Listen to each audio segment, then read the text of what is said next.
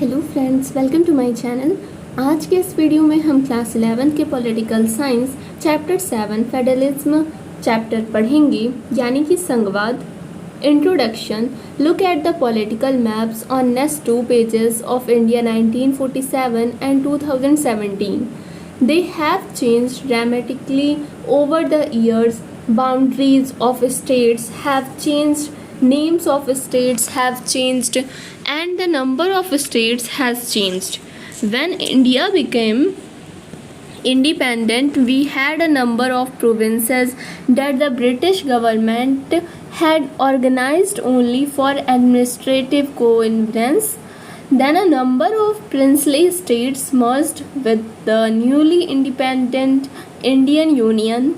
These were joined to the existing provinces. This is what you see in the first map. Since then, boundaries of a state have been reorganized many times. During this entire period, not only did boundaries of a state change, but in some cases, even their names changed according to the wishes of the people of those states. Thus, Mysore changed to Karnataka and Madras became Tamil Nadu.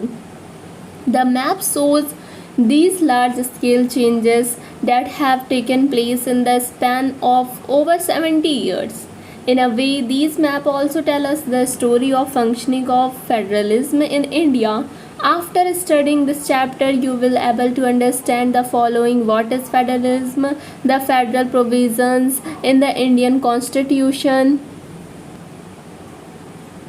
The issues involved in the relations between the center and the states, and the special provisions for certain states having a distinct composition and historical features.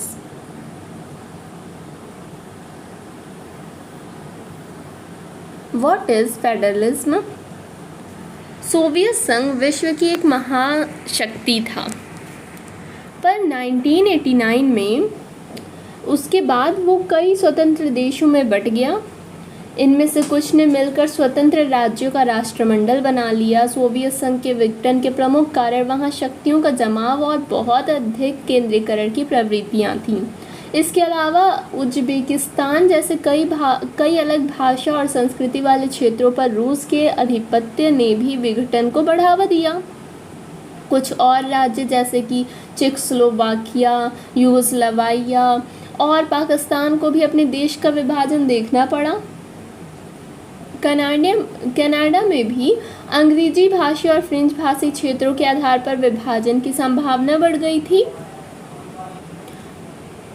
Bharat के लिए क्या ये महान उपलब्धि नहीं है कि 1947 के दुखद विभाजन और स्वतंत्र राष्ट्र के रूप में पिछले 7 दशकों से वो अपना अखंड और स्वतंत्र अस्तित्व बनाया हुआ है। आखिर इस उपलब्धि का आधार क्या है? क्या हम कह सकते हैं कि इसका काफ़ी कुछ श्रेय भारतीय संविधान द्वारा अंगीकृत संघीय व्यवस्था को जाता है? आपने जिन देशों का यहाँ पर नाम सुना वो सभी संघीय राज्य थे, पर वो एकजुट नहीं रह सके। इससे लगता है कि संघीय संविधान अपनाने के साथ साथ संघीय व्यवस्था की प्रकृति और व्यवहार भी बहुत ही इम्पोर्टेंट फैक्टर्स होते हैं। भारतीय भूभाग एक महाद्वीप की तरह विशाल और कई विविधताओं से भरा हुआ है, जहाँ 20 से प्रमुख और सैकड़ों कई छोटी छोटी भाषाएं हैं। यहाँ कई धर्मों के मानने वाले लोग रहते हैं। देश के कई भागों में करोड़ों आदिवासी निवास करते हैं। इन विविधताओं के बावजूद हम एक साझी ज़मीन पर रहते हैं और हमारा एक साझा इतिहास है, खासकर उन दिनों का जब हम आज़ादी की लड़ाई लड़ रहे थे। हमारे बीच दूसरी कई समानताएं हैं। इसी कारण हमारे राष्ट्रीय नेताओं ने भारत को विविधता में एकता के रूप में परिभाषित किया। कभी कभार इसे विविधताओं के साथ एकता की संज्ञा भी दे दी जाती है। संघवाद में कोई ऐसे निश्चित और कठोर सिद्धांत नहीं होते जो सभी ऐतिहासिक परिस्थिति में समान रूप से लागू हों। शासन के सिद्धांत के रूप में संघवाद कई परिस्थितियों में अलग अलग स्वरूप ग्रहण करता है। संघीय राज्य की शुरुआत अमेरिका से हुई, लेकिन वो जर्मनी और भारतीय संघवाद से अलग है।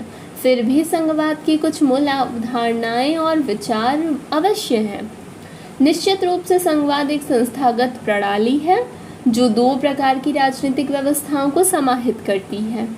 इसमें एक प्रांतीय स्तर की होती है और दूसरी केंद्रीय स्तर की। सभी सरकार अपने क्षेत्र में स्वायत्त हैं। कुछ संघीय देशों में दोहरी नागरिकता की व्यवस्था होती है, पर भारत में एकहरी नागरिकता है। इस प्रकार लोगों की दोहरी पहचान और निष्ठाएं होती हैं। वो अपने क्षेत्र के भी होते हैं और राष्ट्र के भी।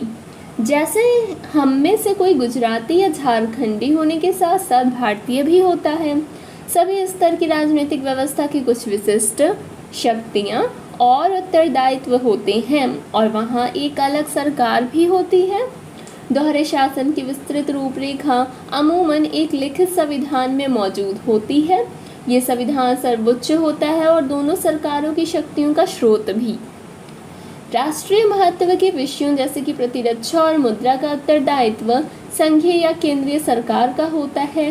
क्षेत्रीय या स्थानीय महत्व के विषयों पर प्रांतीय राज्य सरकार जवाबदेह होती है।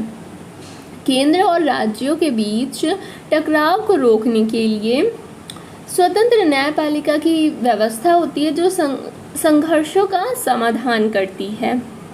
न्यायपालिका को केंद्रीय सरकार और राज्यों के बीच शक्ति के बंटवारे के संबंध में उठने वाली कानूनी विवादों को हल करने का अधिकार होता है। संघवाद के वास्तविक कामकाज का निर्धारण राजनीति, संस्कृति, विचारधारा और इतिहास की वास्तविकताओं से होता है। आपसी विश्वास, सहयोग, सम्मान और संयम की शक्ति हो तो संघवाद का कामकाज आसानी से चलता है। राजनीतिक दलों के व्यवहार से भी ये तय होता है कि संविधान किस रास्ते चलेगा। अगर कोई एक इकाई या प्रांत, भाषाई समुदाय या विचारधारा पूरे संघ पर हावी हो जाए तो दबदबा कायम करने वाली ताकत के साथ जो इकाइयां या लोग नहीं हैं उनमें विरोध पनपता है। ऐसी स्थिति में नाराज इकाइयां अपने अलग होने की मांग उठा सकती हैं। नौबत गृह युद्ध तक भी आ सकता है। बहुत से देशों को इस अनुभव से गुजरना भी पड़ा है। अब हम देखते हैं नाइजीरिया का फेडरलिज्म। नाइजीरिया में संघवाद। अगर किसी देश के कई क्षेत्रों और समुदाय एक दूसरे पर विश्वास नहीं करते तो वहाँ संघीय व्यवस्था भी एकता लाने में असफल होगी। इसे नाइजीरिया के एक एग्जाम्पल से समझा जा सकता है। 1914 तक उत्तरी नाइजीरिया और दक्षिणी नाइजीरिया ब्रिटेन के दो उपनिवेश थे। 1950 में इबादान संवैधानिक सम्मेलन में नाइजीरिया के नेताओं ने एक संघीय संविधान बनाने का निर्णय लिया। नाइजीरिया की तीन बड़ी जातीयताएं एरुबा, इबो और हौसा फुलानी है। इनके नियंत्रण में देश के 3 क्षेत्र पश्चिम, पूर्व और उत्तर थे। इन क्षेत्रों पर इनका अपना अपना नियंत्रण था। इनके द्वारा कई क्षेत्रों में अपना प्रभाव बढ़ाने के प्रयास से डर और संघर्ष का माहौल बना था। इससे वहां एक सैनिक शासन की स्थापना हुई। 1960 के संविधान में केंद्र और प्रांतीय सरकारें संयुक्त रूप से नाइजीरिया की पुलिस का नियंत्रण करती थीं। 1979 के सैनिक संविधान के अंतर्गत किसी भी राज्य को सिविल पुलिस रखने का अधिकार नहीं था। हालांकि 1999 में नाइजीरिया में लोकतंत्र की दोबारा बहाली हुई, लेकिन धार्मिक विभेद बने रहे। नाइजीरियाई संघ के सामने ये समस्या भी बनी रही कि तेल संसाधन से प्राप्त राजस्व पर किसका नियंत्रण होगा। इस प्रकार नाइजीरिया की कई संघीय इकाइयों के बीच धार्मिक, जातीय, आर्थिक मतभेद बरकरार है। Federalism in the Indian constitution.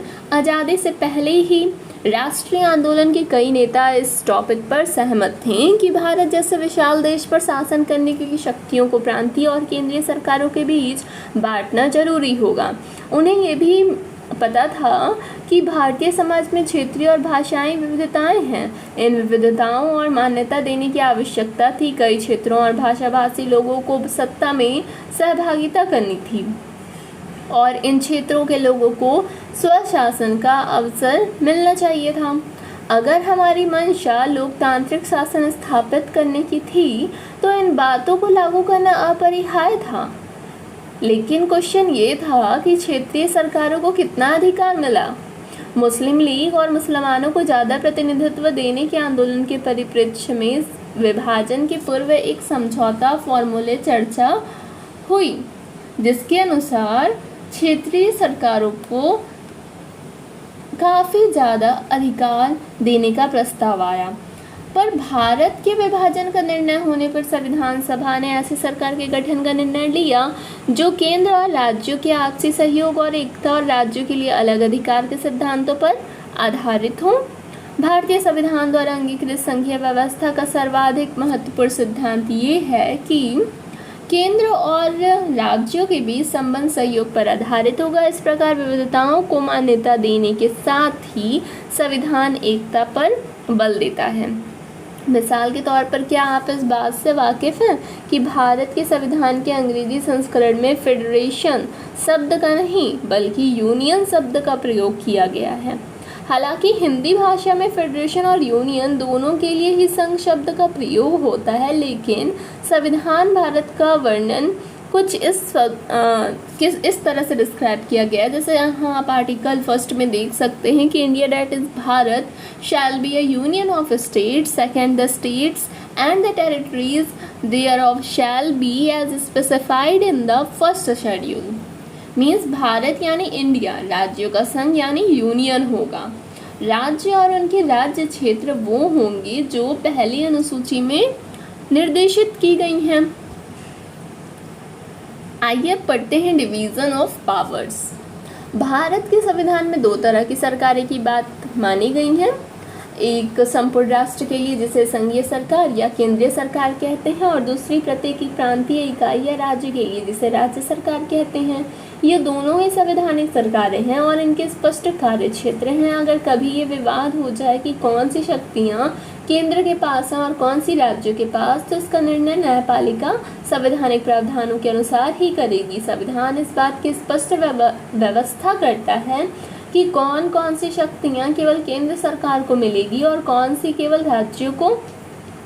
शक्ति विभाजन का एक महत्वपूर्ण पहलू ये है कि संविधान ने आर्थिक और वित्तीय शक्तियाँ केंद्रीय सरकार के हाथों में सौंपी है। आप यहाँ पर देख सकते हैं पिक्चर में कॉन्स्टिट्यूशन ऑफ इंडिया 3 लिस्ट बताई गई हैं।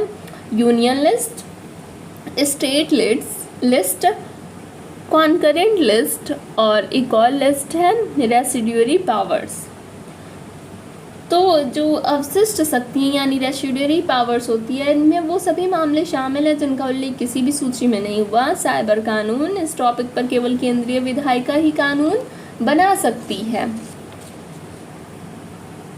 Federalism with a strong central government. अमूमन ऐसा माना जाता है कि भारतीय संविधान द्वारा एक सशक्त केंद्रीय सरकार की स्थापना की गई है। भारत एक महाद्वीप की तरह विशाल और कई विविधताओं और सामाजिक समस्याओं से भरा है। संविधान निर्माताओं की मान्यता थी कि हमें एक संघीय संविधान चाहिए जो इन विविधताओं को समेट सके। स्पेशल प्रोविजंस भारतीय संघवाद की सबसे नायाब विशेषता ये है कि इनमें कई राज्यों के साथ थोड़ा अलग व्यवहार किया जाता है। विधायिका के बारे में पढ़ते समय अपने राज्य का आकार और जनसंख्या कई प्रकार के होने के कारण उन्हें राज्य भाषा या राज्यसभा में असमान प्रतिनिधित्व प्रदान किया गया है। जहां छोटे से छोटे राज्य को भी न्यूनतम प्रतिनिधित्व अवश्य प्रदान किया गया है, वहीं इस व्यवस्था से ये भी सुनिश्चित किया गया कि बड़े राज्यों को ज़्यादा प्रतिनिधित्व मिल सके। जैसे कि आप यहाँ जम्मू एंड कश्मीर के बारे में देख सकते हैं। इसके अलावा आर्टिकल 370 के द्वारा जम्मू कश्मीर को एक विशिष्ट स्थिति प्रदान की गई है। जम्मू कश्मीर एक विशाल देशी रियासत था। भारत विभाजन के समय हिंदुस्तान या पाकिस्तान में से किसी एक में शामिल होने का इसके पास एक ऑप्शन था। स्वतंत्रता के तुरंत बाद पाकिस्तान और भारत के बीच कश्मीर को लेकर युद्ध होने लगा और इन परिस्थितियों में जम्मू कश्मीर के महाराजा ने भारत का ही चयन किया। अधिकांश मुस्लिम बहुल राज्यों ने पाकिस्तान का चयन किया और जम्मू कश्मीर एक अपवाद था। इस परिस्थिति में संविधान में उसे काफ़ी ज़्यादा स्वायत्तता प्रदान की गई। आर्टिकल 370 के अनुसार केंद्र सूची और संवर्ती सूची के इस टॉपिक पर संसद द्वारा कानून बनाने और जम्मू कश्मीर में लागू करने के लिए इस राज्य की सहमति जरूरी है। ये और भी राज्यों की स्थिति से अलग है। कई राज्यों के लिए 3 सूचियों द्वारा किया गया शक्ति विभाजन हमेशा प्रभावी होता है। जम्मू कश्मीर के संबंध में केंद्र सरकार को सीमित शक्तियां मिली हैं। केंद्र सूची और समवर्ती सूची में बड़ी शक्तियों का यहाँ प्रयोग करने के लिए राज्य सरकार की सहमति लेनी पड़ती है। इससे जम्मू कश्मीर राज्य को ज़्यादा स्वायत्तता मिल जाती है। व्यवहार में जम्मू कश्मीर को उतनी स्वायत्तता नहीं है जिसका संकेत आर्टिकल 370 की भाषा से मिलता है। संविधान के अनुसार राष्ट्रपति को अधिकार है कि वह राज्य सरकार की सहमति से ये तय करे कि केंद्र सूची और समवर्ती सूची के कौन कौन से प्रावधान राज्य के लिए प्रभावी होंगे। राष्ट्रपति ने जम्मू कश्मीर सरकार की सहमति से अब तक 2 संवैधानिक आदेश जारी किए हैं, जिनके अंतर्गत इस सूचियों में वर्णित अधिकतर शक्तियों को राज्य में लागू किया जा सकेगा। परिणाम स्वरूप जम्मू कश्मीर का एक अलग संविधान और ध्वज जरूर है, पर संघीय और समवर्ती सूची के बारे में राज्य के लिए कानून बनाने की संसदीय शक्ति को अब पूरी तरह से स्वीकृति मिल गई है। इसके अलावा जम्मू कश्मीर और कई राज्यों में एक अंतर ये है कि राज्य सरकार की सहमति के बिना जम्मू कश्मीर में आंतरिक अशांति के आधार पर आपातकाल लागू नहीं किया जा सकता। संघ सरकार जम्मू कश्मीर में वित्तीय आपात स्थिति लागू नहीं कर सकती और राज्य के नीति निर्देशक तत्व यहाँ लागू नहीं होते। यहाँ ये बताना भी जरूरी है कि भारतीय संविधान के संशोधन 368 के अंतर्गत राज्य सरकार की सहमति से ही जम्मू कश्मीर में लागू हो सकते हैं। कई लोगों की मान्यता है कि संघीय व्यवस्था में शक्तियों का औपचारिक और समान विभाजन संघ की सभी इकाइयों पर समान रूप से लागू होना चाहिए। At present, the special status given under 370 no longer exists by the Jammu Kashmir Reorganization Act 2019. The state has been bifurcated into 2 union territories, which Jammu and Kashmir and Ladakh. The new arrangement has come into effect from 31st October 2019. अब हम इस chapter के conclusion पे आते हैं। तो अगर आप अगर इस चैनल पर नए हैं तो चैनल को सब्सक्राइब कर लीजिए और इस वीडियो को अपने ज़्यादा से ज़्यादा दोस्तों के साथ शेयर कीजिए। और अगर आपने इससे पहले के चैप्टर्स नहीं देखा है तो इस चैनल पे आपको क्लास 11 के पॉलिटिकल साइंस NCERT नेम से प्लेलिस्ट मिल जाएगा, उसे जाके आप चेक कर सकते हैं और देख सकते हैं। निष्कर्ष यानी कंक्लूजन, संवाद एक इंद्रधनुष की ही तरह होता है जहाँ सभी रंग का अलग अस्तित्व होता है, लेकिन वो सभी रंग मिलकर एक सुंदर और सद्भावपूर्ण दृश्य उपस्थित करते हैं। संघीय व्यवस्था केंद्र और राज्यों के बीच संतुलन बनाए रखने का कठिन काम करती है। कोई भी कानूनी या संस्थानिक फॉर्मूला संघीय व्यवस्था के सुचारू रूप से कार्य करने की गारंटी नहीं दे सकता। इसकी सफलता के लिए जनता और राजनीतिक प्रक्रिया को पारस्परिक विश्वास, सहनशीलता और सहयोग की भावना पर आधारित कुछ गुणों, मूल्यों और संस्कृति का विकास करना चाहिए। संघवाद एकता और अनेकता दोनों का आदर करता है। अनेकता और विविधताओं को समाप्त कर राष्ट्रीय एकता के लक्ष्य को प्राप्त नहीं किया जा सकता। ऐसी बाध्यकारी एकता वास्तव में और ज़्यादा सामाजिक संघर्ष और अलगाव को जन्म देती है, जो अंत में एकता को ही नष्ट कर देता है। विभिन्नताओं और स्वायत्तता की मांगों के प्रति संवेदनशील और उत्तरदायी राजनीतिक व्यवस्था ही सहयोग संघवाद का एकमात्र आधार हो सकती है।